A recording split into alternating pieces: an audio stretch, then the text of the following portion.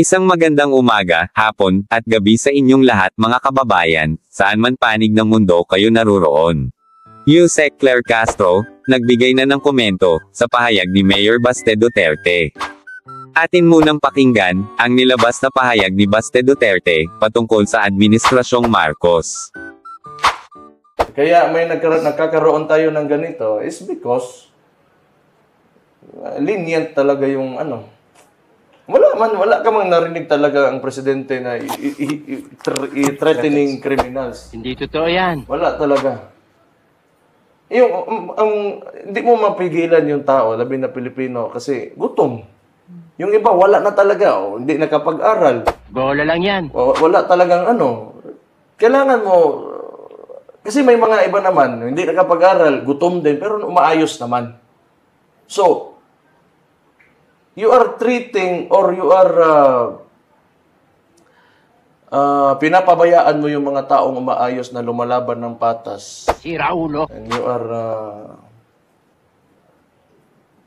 lumalabas kayo na you are protecting na noon hindi sa mga ano. But going back to the issue, it could go both ways. Pero isa talaga dyan, may nangyayari na ganun. It could be both, actually.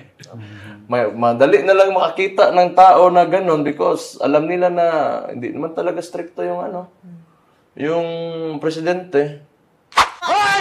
Agad namang binara ni Yusek Claire ang pahayag na yan ni Mayor Baste.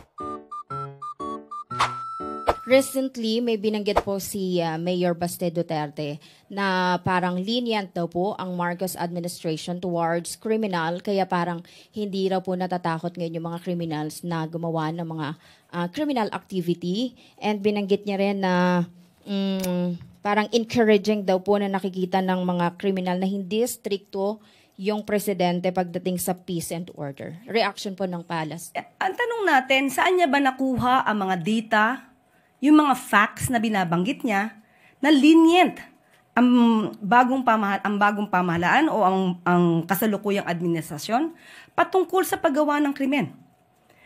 Sinabi na po natin ito. Panahon po ni dating Pangulong Duterte, mas mataas po ang crime rate kung ikukumpara po sa panahon ng kasalukuyang administrasyon.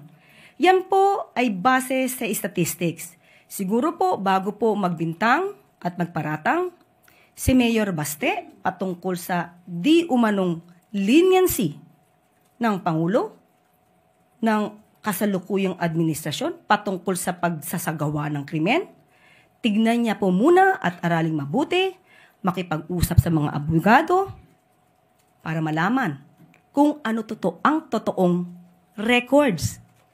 Mas mataas po ang crime rate sa panahon ng kanyang ama. Next question. Kayo mga kababayan, ano sa palagay nyo? Sino sa kanilang dalawa ang nagsasabi ng katotohanan? Salamat sa panunood nyo. Subscribe naman kayo sa channel ko. Hanggang sa muli.